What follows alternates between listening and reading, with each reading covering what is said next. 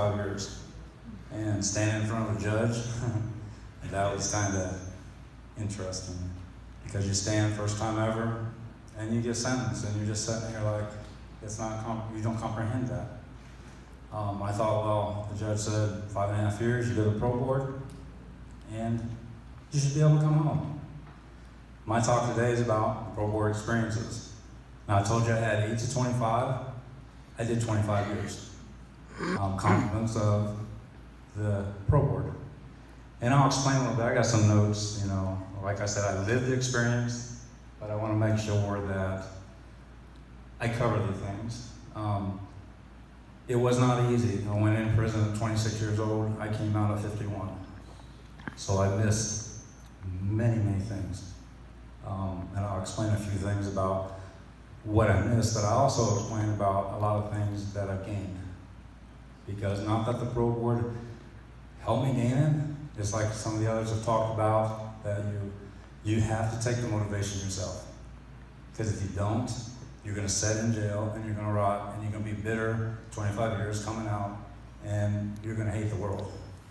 And every day, and Ezra can attest to this, every day we kind of sit there and like, man, I hate the world because I'm in prison. Now I've heard some people say it was a choice. It was. It took me a long time to admit that because I chose to do what I did. I could have chose not to.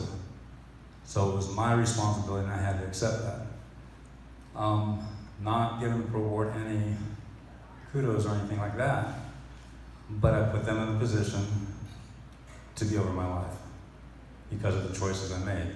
So I had to rethink things big time. And I'll explain a little bit about how I had to rethink them and when the pro board did. Like I said, I went in 1993. I went to Marion Correctional Institution. I did 24 years there. And then I went to Madison Correction for probably the last year and a couple months. That was an experience in itself. But I was supposed to see the pro board in 5.5 years, which I did. I went up because the judge said, you do good time, you get to see him a little bit early. So I thought, well, I see him early, I get to go home. So my mindset was at home, not on recovery, not anything else. It was like, I'm gonna go home. I'm gonna go home, the judge said. Well, we have this other God in the DRC that thought differently. So I went 1998, first hearing the pro board. It was down in the hallway of Marion Correctional Institution. And you walk in, it's a dark hallway anyways. You walk in, you sit in this office, and you got two little people sitting there asking you questions. And the questions they ask are questions that you can't answer. Because some of them are, well, why'd you do what you did? I don't know. I'm working on that. Well, do you have a job when you get out? I got 25 years, I don't know when I'm getting out. So how can you get a job? Well, did your family know that you were doing this stuff? So what do you answer? Yes or no? I said, well, no. Well, that's that. You can't go there. So they set you up for a failure. When I left that room, they told me I had 10 years. And it kind of broke my heart because I had to call my mom. And you talk about trying to explain to her and tell her not to cry. It's rough. And like I said, it's been many years ago, but you see it still affects. Because the decision that I did affected people. But it took me 10 years, and the reason was you didn't do enough time yet. But the judge told me I can leave in 5.5 if I did good. Who lied? I did good. I stayed out of trouble. I did the programming. I want to go home. I have family that love me. 10 years because we feel that you might reoffend. I had to walk down this hallway, get my head together to try to call my mom and say, I got 10 years. And she said, oh, 5.5 more? No. 15 years before I see the pro board again. So through 15 years, I had to decide what I was going to do. Sit down sit down and, be like everyone else, most everyone else in there. I don't care. Give up. Or stand up and do what I want to do. I chose to stand up what I want to do because I'm here today. And in between that time, before I seen the pro board in 1998, for the first time, I was diagnosed with cancer. I almost did not live. So on top of that, getting 10 years, it was a rough time in my life, but I had to take the responsibility and stand up and walk the path that I chose to walk. That was hard with all the negativity coming around. I continued to do that. They said with a 10-year flop, you'll see halftime in 5 years. They lied again. They took halftime away. So that took 15 years straight. That was when, so now I'm doing 15 to 25. That was hard.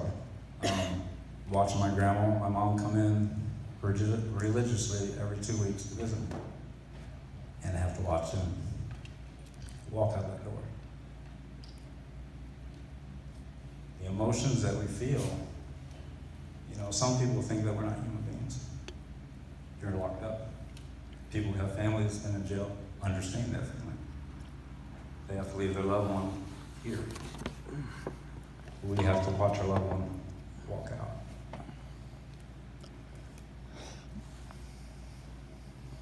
After I got my flop, 2 years after, my dad died.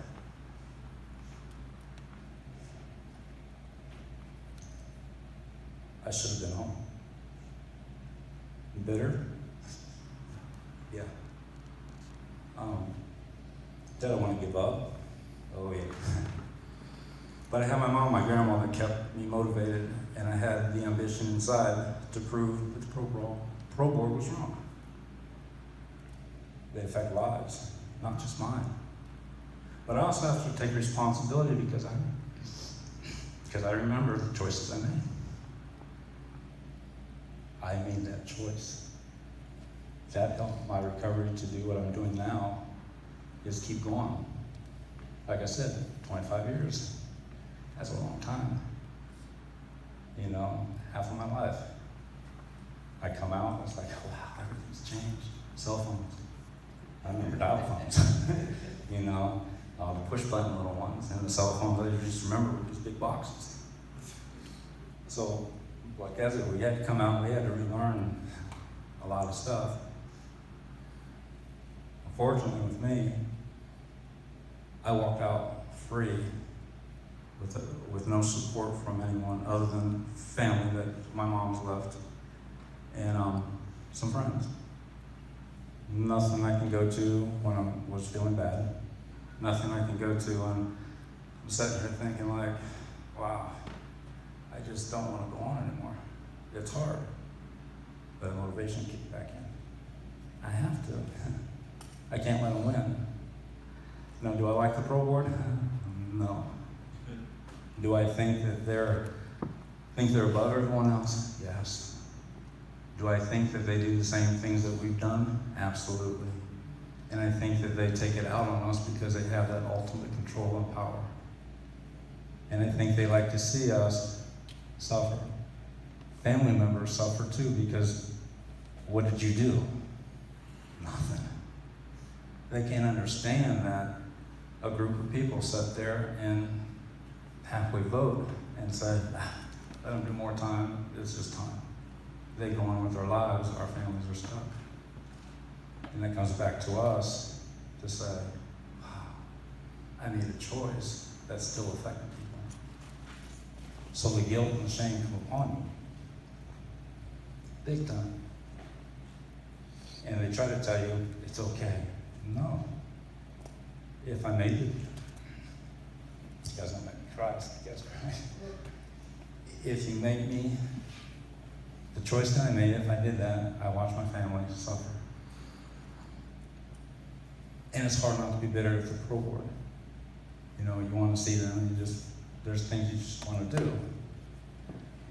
But I have to understand, as understanding as I can get, they're human beings. They got power to their head, and treat us like crap. Not just us, family members, because there's family members probably in here that have people incarcerated. Especially if you're old law, you have to wait and wait, and you hear this decision, oh, I think we're going to give it to you, and last minute say, no, because nature of crime and you feel. Like I said, in the first World War term was 10 years. The second one was 2008. I got to see the wonderful people again. They said, we'll send it to you in the mail. So we waited 7 months to do 5 more years. Because nature of crime and we feel. They must have this crystal ball that, I wish I had because I could tell my future. But they felt that because, and in between all this, like Ezra said, we've done multiple programs because Marion had excellent programming. We created a bunch just to keep busy. We helped many, many people inside the institution because, let's face it, staff don't listen. They're there for a job and a paycheck. And World War's there for a job and a paycheck. They let us out, they don't have a job, they don't have a paycheck. And it all can be solved with the governor saying, abolish the Pro Board, go back to the judges. Like the judges said, let's get help and treatment. Even for the felony ones, felony twos. They're human beings in there, I'm a human being. It took me a long time to realize that though. Because when you're treated a certain way, you start reacting in a certain way. Unless you have the power inside you to say, I'm standing strong, even though I'm hurting. But you keep going. It builds character. It builds, sometimes it builds walls. We gotta watch the walls, but we gotta recognize it. Like I said, they told me in 2008, 5-year flop, sent in the mail, nature of crime, because we feel it. A little clue, the nature of crime is never going to change. And their feelings, I really care about how they feel. But they say we're protecting them from society because, you could be a danger. Like I said, at 25 years, I walked out with no supervision, nothing. So what happened to this dangerous person versus walking out and, oh, you're free, good luck. That takes some,